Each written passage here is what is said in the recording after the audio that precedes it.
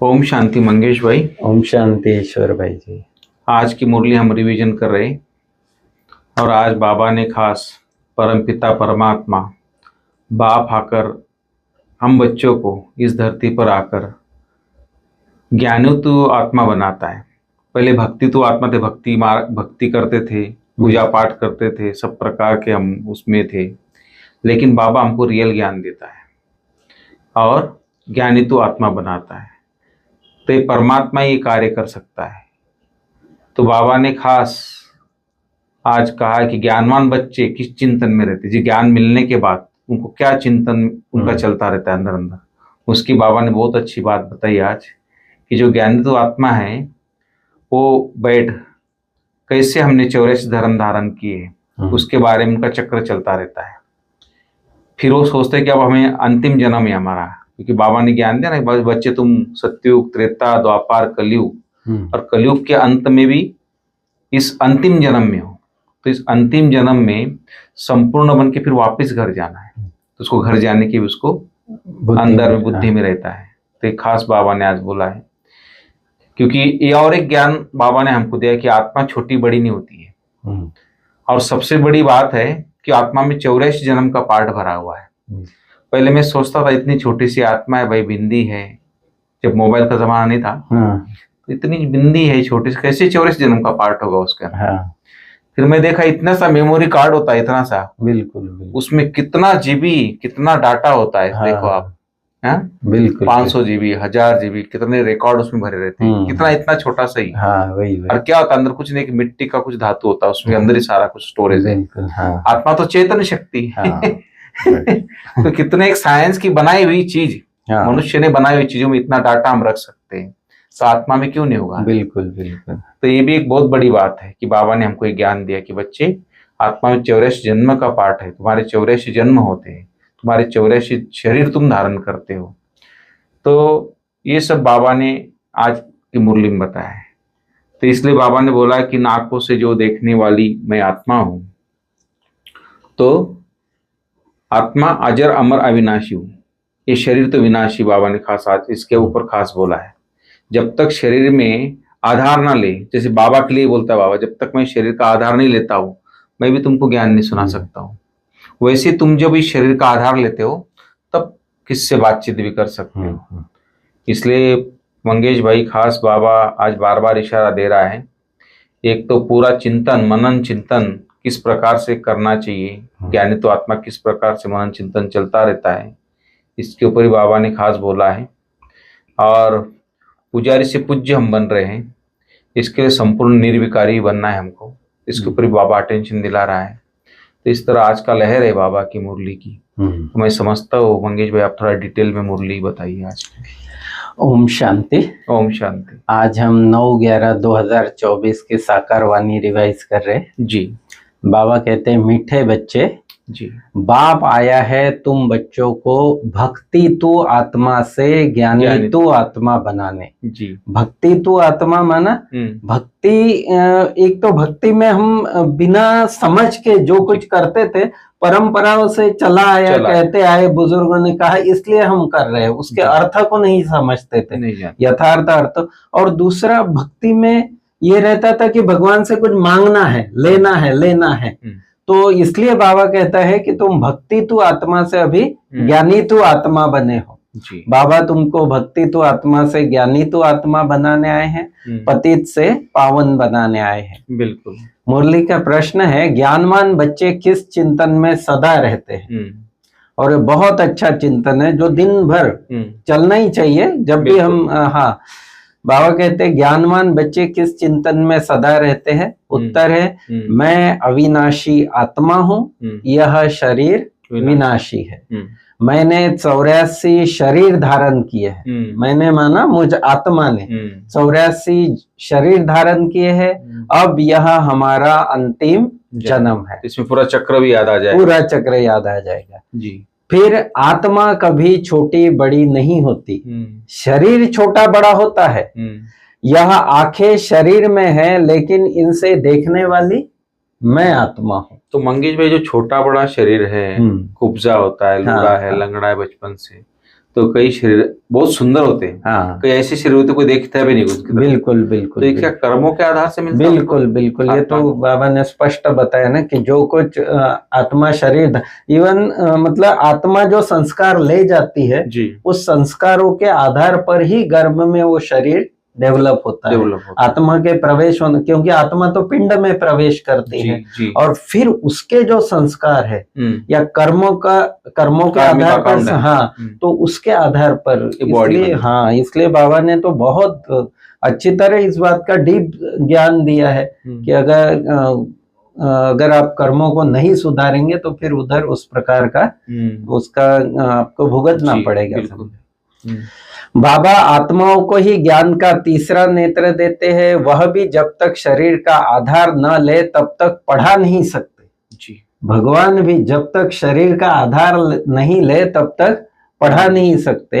ऐसा चिंतन ज्ञानवान बच्चे सदा करते, माना जी, आत्मा अभिमानी बनने का चिंतन या परमात्मा का चिंतन, ये ज्ञानवान बच्चों का चिंतन है। बिल्कुल। ओम शांति। ओम शांति। किसने कहा? बाबा ने कहा। बाबा ने कहा बच्चों से, या बच्चे आत्मा ही कहती आत्मा है ही शरीर द्वारा। जी। चाहे परमात्मा भी कह रहा है तो भी शरीर का आधार लेकर ही कह रहा है। तो बाबा कहते ओम शांति, यह किसने कहा? आत्मा ने कहा। आत्मा अविनाशी है, शरीर विनाशी है।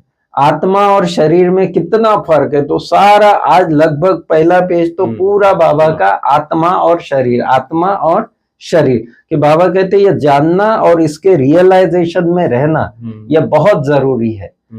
राजयोग का आधार भी क्या है? बाबा के ज्ञान का मूल आधार है ही आत्मा अभिमानी बनना। बुद्धि के तौर पर लोग समझ तो लेते हैं, हाँ, प्रैक्टिकल उसको अभ्यास करना, राइट वो मेन चीज, वो मेन चीज, और वो बाबा सिखाता है, वो बाबा सिखाता है। नहीं तो ज्ञान तो शास्त्रों में भी आया ही है ना, आत्मा के बारे में ज्ञान तो स्पष्ट है। तो बाबा कहता है आत्मा नेचुरल है और शरीर जो है वह अननेचुरल मिट्टी का बना हुआ है। माना आत्मा अविनाशी है और शरीर विनाशी है। हाँ नाटक जरूर है, दुनिया भी ये मानती है। वो शेक्सपियर के इसमें कुछ आता है कि world is life is a stage, world is a drama, तो इस प्रकार से। लेकिन ड्रामा क्या चीज है, सृष्टि चक्र क्या चीज है, ये नहीं वो समझते हैं कि वो कैसे फिरता है फिर सृष्टि चक्र। परंतु कैसे फिरता है यह कोई नहीं जानते। रचयिता और रचना के आदि मध्य अंत का ज्ञान अभी तुमको मिलता है। बिल्कुल, ये भी नशे वाली खुशी वाली पॉइंट है कि बाबा कहते हैं सारी दुनिया में किसी के भी पास ये ज्ञान नहीं है। रचयिता और रचना के आदि मध्य अंत का ज्ञान तुमको अभी मिलता है। बिल्कुल, बाप ने समझाया है भक्ति का भी पार्ट है और ज्ञान का भी पार्ट है। तुम जानते हो हम भक्ति करते थे तो कोई सुख नहीं था, अल्पकाल का सुख उस समय संतुष्टि, लेकिन फिर वही जीवन में। तो भक्ति करते धक्का खाते रहते थे, बाप को ढूंढते थे, दर दर धक्के खाते थे उसके लिए। जिसने जहां बोला वहां चले गए कि किसी ने बोला हाँ इसकी पूजा करने से प्राप्त हो जाएगा, सुख शांति मिल जाएगी, ये हो जाएगा, तो उसके पीछे लग गए। इस प्रकार का चलता रहा भक्ति मार्ग में। बाबा कहते भक्ति मार्ग जो है वो धक्के खाने का मार्ग है। जैसे भगवान से पावन बनने बिगर वापिस कोई जा नहीं सकते, ऐसे नहीं पावन बनेंगे तो भगवान से मिलेंगे। नहीं, पावन बनेंगे तो भगवान से नहीं मिलेंगे, लेकिन पावन बनने के लिए भगवान से मिलना पड़ता है।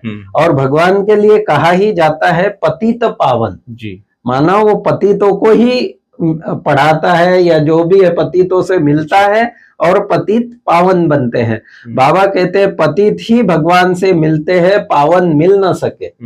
लॉ ही नहीं है ड्रामा। पावन तो फिर सतयुग में ना, पावन सतयुग में है। तो सतयुग में देवता को तो जरूरत नहीं है भगवान से मिलने की। जब पतित है, दुखी है, तभी भगवान मिलता है। बाप पावन बनाकर गुम हो जाते हैं। ये भी बाबा का विचित्र पार्ट है, वंडरफुल। हमको इतना स्वर्ग का सुख दे देता है, इतनी सुंदर दुनिया बना कर देता है और खुद फिर गुम हो जाता है। परम धाम में जाकर कभी बाबा कहते हैं मैं रेस्ट हाउस में बैठ जाता हूँ, कभी कहता है मैं वानप्रस्थ में चला जाता हूँ। तो बाप पावन बनाकर गुम हो जाते हैं, उनका पार्ट ही ड्रामा में वंडरफुल है जी। शास्त्रों में कल्प की आयु लाखों वर्ष है, समझते हैं कलयुग अजून 40,000 वर्ष पड़ा है। और इसी के कारण मनुष्यों ने जो अपने कर्मों की तरफ ध्यान नहीं देता है, तो ये जो समय का भी जो अज्ञान है ना सबसे बड़ा, या समय के बारे में जो ये बात है कि भाई अभी तो पड़े हैं लाखों वर्ष पड़े, इसमें क्या व्यक्ति लेजी हो जाता है, राइट। खाओ पियो एंजॉय करो, बिल्कुल, जन्म पड़े से। हाँ।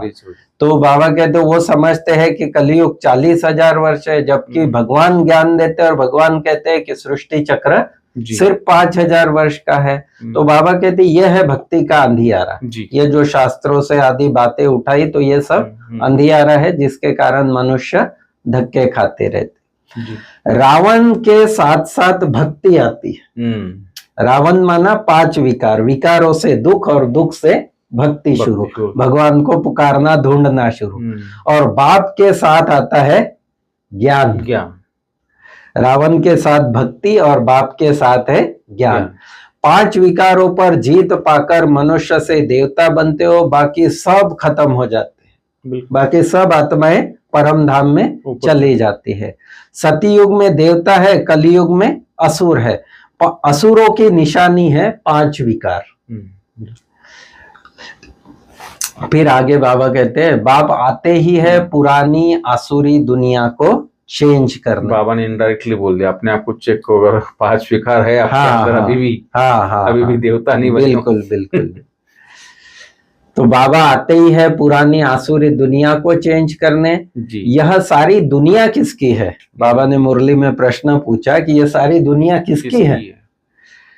परमात्मा की है ना। वैसे भी मानते और वैसे भी प्रैक्टिकल में है कि रचयिता वही है तो परमात्मा की है ना। परमात्मा की दुनिया है, सारी दुनिया परमात्मा की है, जिसमें आधा कल्प पवित्र और आधा कल्प अपवित्र रहती है। आधा कल्प राम राज्य, आधा कल्प रावण राज्य, लेकिन सृष्टि सारी उसकी है।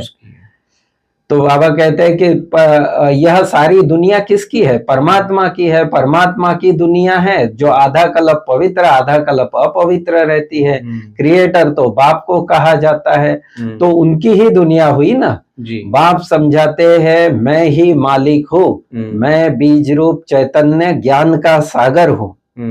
मैं बीज रूप चैतन्य ज्ञान का सागर हूँ। यह यथार्थ बाबा अपना परिचय देता है कि मेरे में ही सारा ज्ञान है और कोई में नहीं। तुम समझ सकते हो इस सृष्टि चक्र के आदि मध्य अंत का नॉलेज सिर्फ बाप में ही है, बाकी तो सब है गपोड़े। बिल्कुल।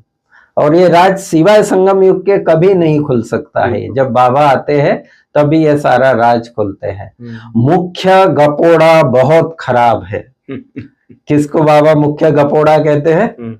सर्वव्यापी को। बाबा कहते हैं ये सबसे बड़ा गपोड़ा तुमने लगा दिया कि भगवान कन कन में है, ठिक्कर भीतर में है। भक्ति में क्या हम लोग भी करते थे भक्ति पे, लेकिन कनरस है खाली। बिल्कुल माना जाते थे, सुनते थे बस, और परिवर्तन कुछ। हाँ ये बात है, ये बात। ज्ञान में क्या प्रैक्टिकल परिवर्तन है? हाँ वो बात है। वो बाबा उसी बात पर, मूल बात वही है बाबा के ज्ञान की प्रैक्टिकल धारणा की बात है।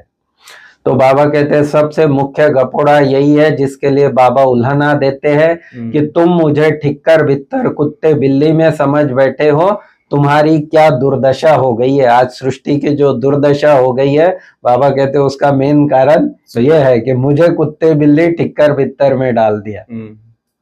फिर आगे बाबा कहते हैं बाप समझाते हैं बच्चे जब बैठते हो तो अपने को आत्मा समझ बाप को याद करो। तुम अज्ञान में थे तो समझते थे परमात्मा ऊपर है। अभी तो जानते हो बाबा यहाँ आया हुआ है, तो तुम ऊपर में नहीं समझते हो।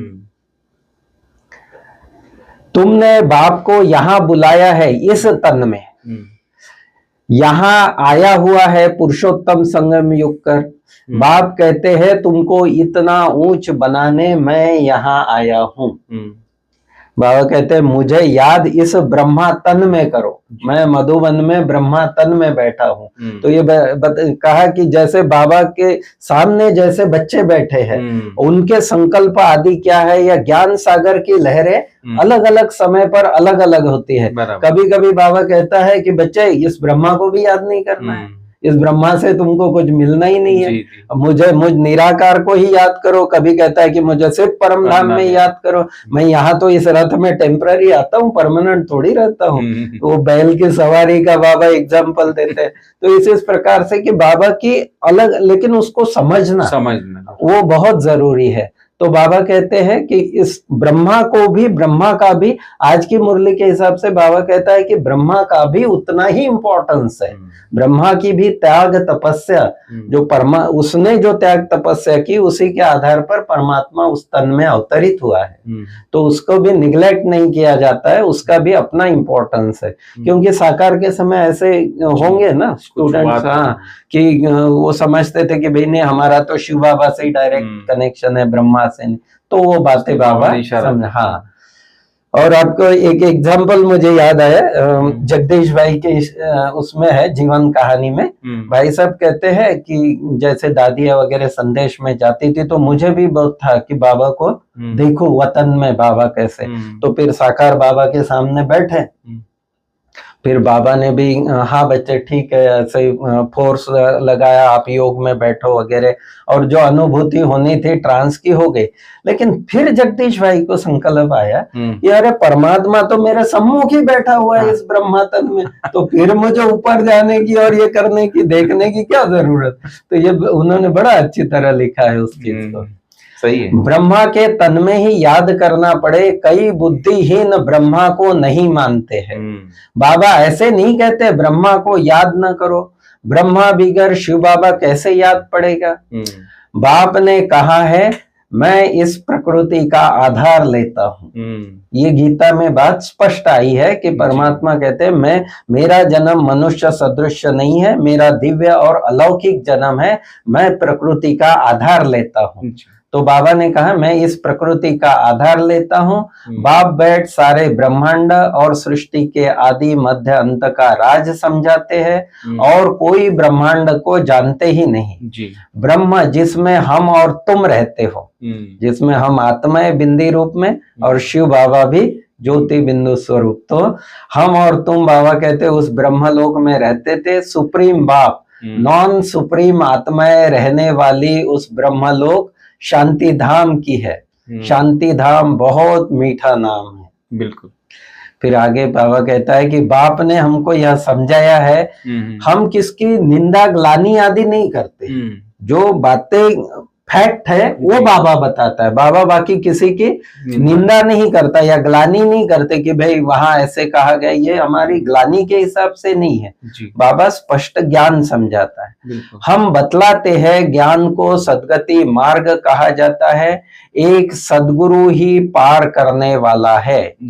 यह सारा ज्ञान बाप के सिवाय कोई दे नहीं सकता, और वो भी संगम युग पर, अभी ही, अभी नहीं तो कभी नहीं। फिर सार है मुरली का, पुजारी से पूज्य बनने के लिए संपूर्ण निर्विकारी बनना है। ज्ञानवान बन स्वयं को स्वयं ही चेंज करना है। बिल्कुल, ये ज्ञानवान के निश्चय, स्वयं ही स्वयं को चेंज करना है, चेक करके चेंज करना है। अलग काल सुख के पीछे नहीं जाना है। दूसरी पॉइंट है बाप और दादा दोनों को ही याद करना है। बिल्कुल, ब्रह्मा बिगर शिव बाबा याद आ नहीं सकता। भक्ति में ऊपर याद किया, अभी ब्रह्मा तन में आया है, तो दोनों ही याद आने चाहिए। और अब तो ब्रह्मा बाबा भी ऊपर चला गया, तो वो सूक्ष्म, हाँ, तो बुद्धि को ऊपर ही ले जाना अभी तो।